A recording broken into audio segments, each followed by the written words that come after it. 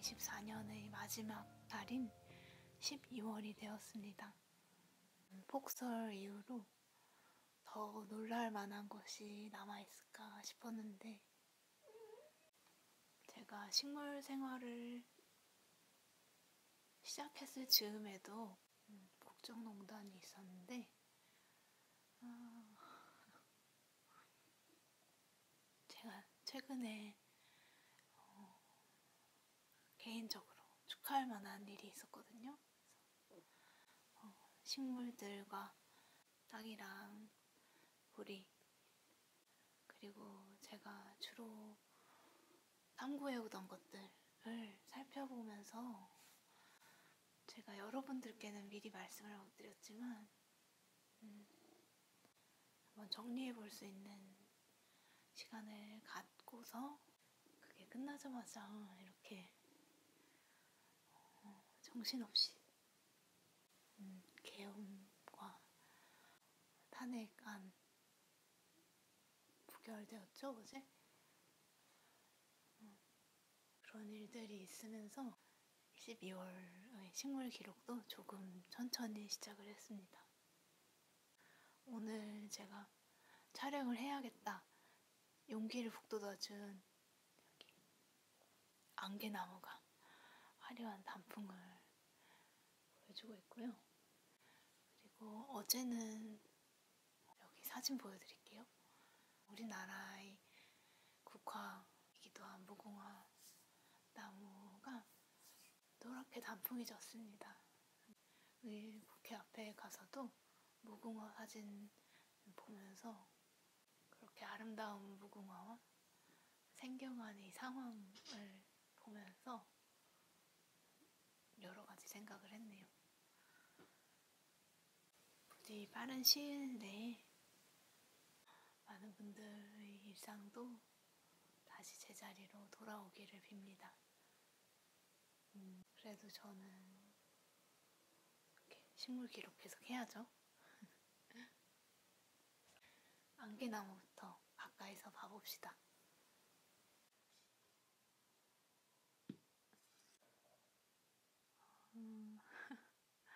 안개나무는 사실 영어로는 스모크 트리라고 안개 같은 꽃이 굉장히 화려하고 아름다운 식물이거든요.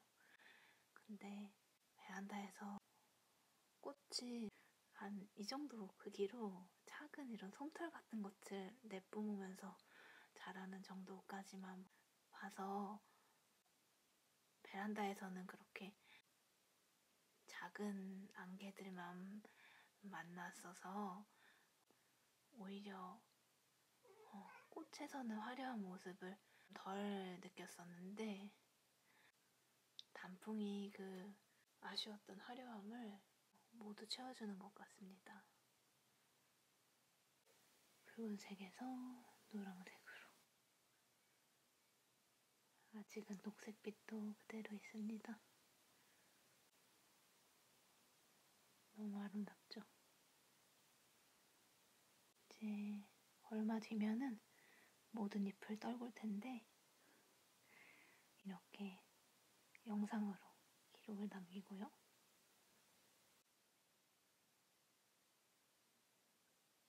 그리고 겨울철마다 멋쟁이 꽃다발을 보여주는 보라쌀이입니다. 해가 적은 베란다라는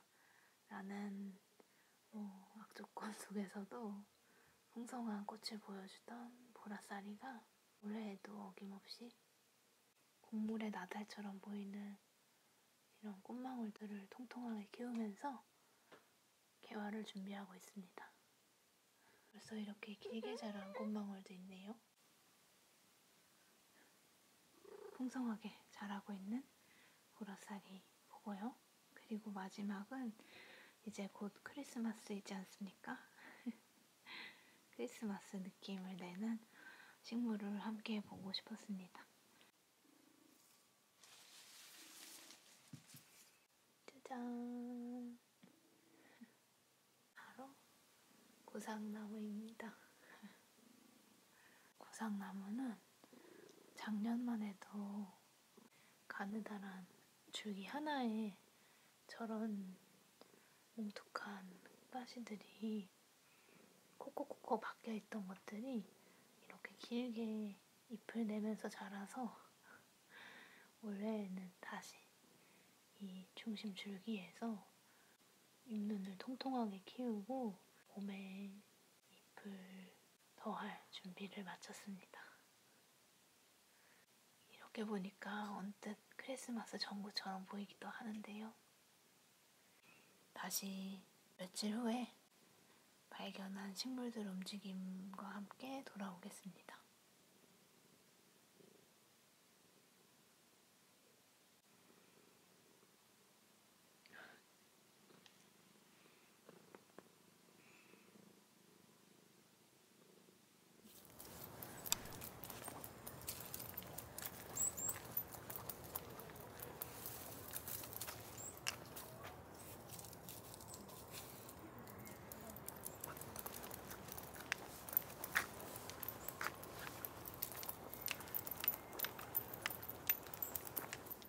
땅에 뽁뽁이를 받으면서 오늘 물주기한 식물들 기록을 하고 있는데요. 베란다 거리대에서 자라고 있는 쑥인데요. 여기 제가 가을에 잘라주었던 이 줄기들이 보이는데요. 원 줄기가 약해진 사이에 이 새로 자랐던 촉들은 점점 오밀조밀하게 새잎들을 채워가고 있습니다. 이제 12월 중순이 되니까 제가 가지치기 안 하고 남겨두었던 기다란 줄기들이 부쩍 약해지면서 원 줄기에 남아있던 에너지를 뿌리로 많이 가져간 것 같아서 이 남아있는 줄기들을 가지치기를 해주려고 합니다. 이 원줄기들 잘라주고 베란다 식물들도 한 6일 만에 후루루루 완전 갈색으로 변한 상수리 나무도 보여드리고 창가 쪽의 담쟁이도 잎을 정리를 해주려고 합니다. 일단은 물속 함께 정리해 봅시다.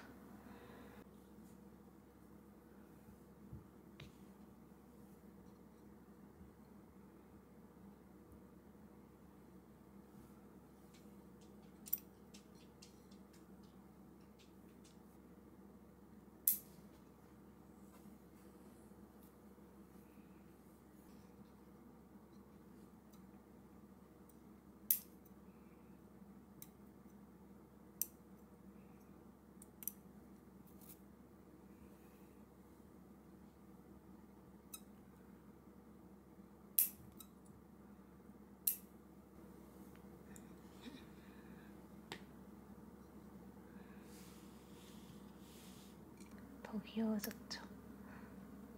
이렇게 은숙이 정리하고요. 이제 베란다로 가볼까요? 땅에 일어나 볼까요? 쫑! 상수리 나무가 제가 여기 사진 보여드릴게요. 한 일주일 전만 해도 이렇게 녹색에서 노란색으로 변화하는 색의 변화들이 보였는데 일주일 만에 이렇게 모두 갈색에 안착을 해서 정말 빠르게 움직였구나 싶었는데요. 이 녀석 말고 사실 조금 전에 이 창가 쪽 담쟁이 잎을 정리해주는 영상을 촬영했는데 제가 촬영 버튼을 안 눌렀나봐요. 그래서 이쪽의 담쟁이들도 덩굴손이 돋보이는 가는 줄기만 남았고요. 그리고 담쟁이 정리하는 거 의도치 않게 보여드리지 못해서 그래도 바로 알아서 다행이죠. 그래서 장미 열매를 익어가고 있는 장미 가든 에버스케이프도 겨울에 장미꽃을 준비를 하고 있습니다. 근데 확실히 여름의 속도와 확연히 다르게 개화하기까지 정말 오랜 시간이 걸릴 것으로 가늠이 돼요. 굉장히 천천히 움직이고 있고요.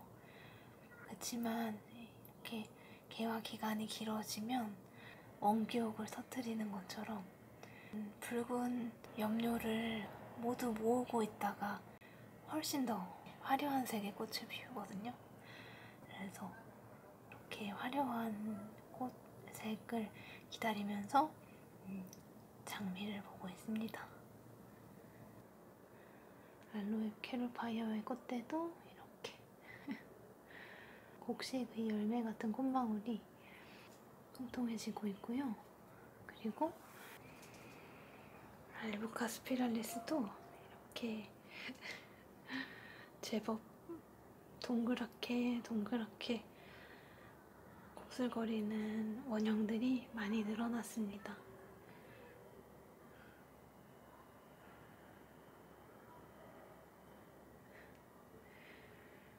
식물들은 제 속도대로 움직이고 있어요. 그러면 저는 내일 다시 식물들 겨울옷 입혀주는 영상으로 돌아오겠습니다. 내일 봬요. 여러분 안녕하세요. 오늘은 바로 다음 날인 금요일입니다. 본격적인 겨울 준비를 해보려고 합니다. 작년에 만들었던 뜨개 편물들을 다시 그대로 가져와서 겨울옷을 입혀주려고 하고요. 작은 무화과에는 이 황토색 옷을, 그리고 무궁화에는 파란색 두툼한 옷을, 그리고 몬스테라는 제가 올 봄에 많이 움직였다고 보여드리고 더 이상 소개를 못 드렸는데, 왜냐하면 봄과 여름 사이에 동글동글 말리면서 올라왔던 그 작은 신엽들이 그 이후로 그대로 얼음 상태가 되어서 움직임을 보이지 않았거든요. 그래서 올 겨울도 바깥에서 나면 그대로 생명을 다할 것 같아서 지금 마침 크기도 충분히 작아졌겠다. 비닐로 땅이가 먹지 못하게 한 겹 두르고서 거실에서 겨울을 나보려고 하고요. 그리고 석화에는 이 작은 편물 옷 입혀줄 거고요. 땅이한테는 지금 이게 장난감처럼 보여가지고 빨리 진행을 해봐야 될 것 같아요. 여름과 가을 사이에 잎을 모두 말린 유리오프스는 이 겨울에 또 너무 힘들어할 것 같아서 지금 아주 마른 건지 아닌지 확실치는 않지만 흰색과 파란색이 섞인 실로 짠 옷을 입혀주려고 합니다. 필요한 준비물은 편물들은 다 그 전에 것을 재사용할 거여서 돗바늘만 필요합니다. 실의 길이는 이 뜨고자 하는 길이의 3배 정도의 길이의 실이 필요하거든요. 그래서 이 실로 해보겠습니다. 실을 걸고요.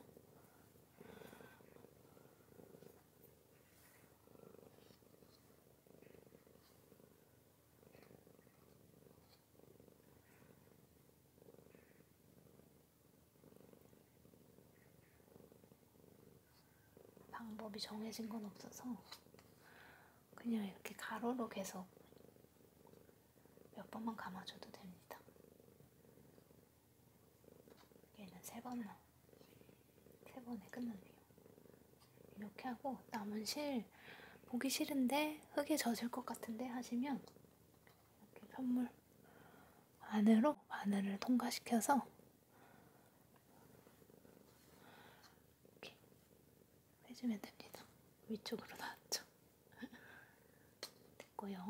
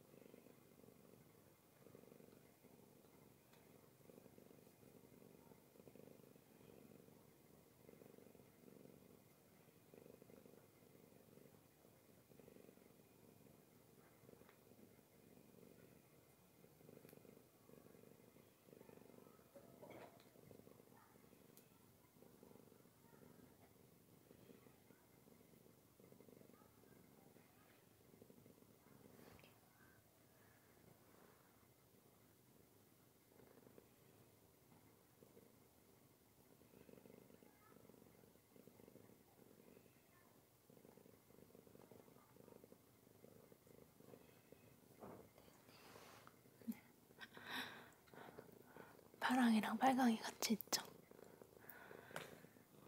몬스테라는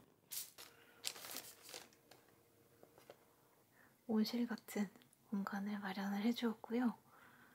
이제 석화이입니다.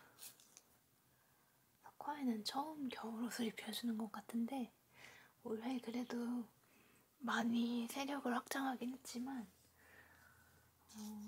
추워지면서 조금 더 다시 마른 잎들이 많이 보여서 이번엔 옷을 입혀서 겨울을 나보려고 합니다.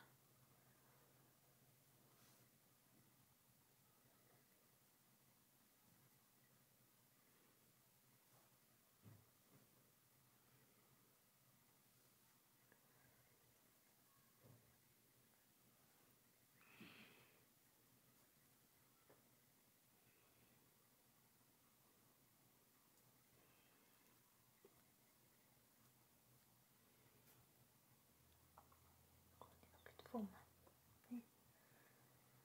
모두 영해졌고요. 그래서 빼기 너무 쉽죠? 석화외도 겨울옷 입었고요. 그리고 마지막 유리오프스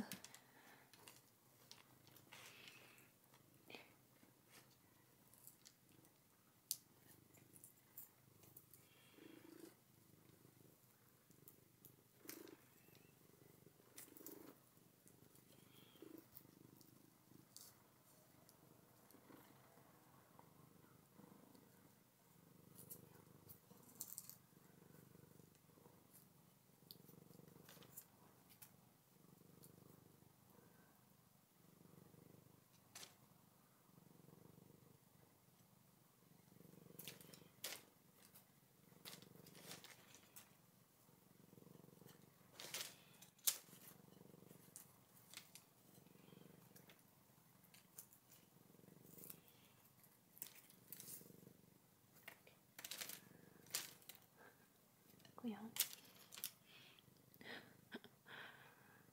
꼬리가 길어졌는데. 그리고 이제 바깥의 식물들도 옷 입히고 보여드릴게요. 첫 번째로 겨울옷을 입혀준 식물은 이 유주나무입니다. 친구에게 선물 받은 유주나무인데요. 유주나무 열매는 겨울을 함께 나면서 열매까지 키우면 힘들 것 같아서 다 떼어서 아주 작은 귤처럼 생겨서 이렇게 박새랑 집밥구리들 오면 먹을 수 있도록 놓았고요. 올해 베란다에서 처음 겨울을 나서 이렇게 옷 입혀주었고요. 열매를 맺고 있는 토마토도 대단하죠. 옷을 입혀주었고요. 또 마지막으로 매년 달콤한 무화과 열매를 주었지만 올해에는 개미와 총체로 열매를 맺기에는 실패한 무화과도 옷을 입혀주었습니다. 제법 크리스마스 분위기가 나는데요. 따라 상황은 이게 현실이 맞나 싶은 소식들이 한 번에 휘몰아쳐서 갈피를 잡기가 쉽지 않은데 그래도 조만간 다시 평상심을 되찾을 수 있는 그런 일상이 회복되길 바라면서 이번 영상 마치겠습니다. 여러분 올해 수고 많았다. 어깨 두드려주시고 사랑하는 분들과 건강하고 행복한 시간 보내시면서 마무리하시길 빕니다.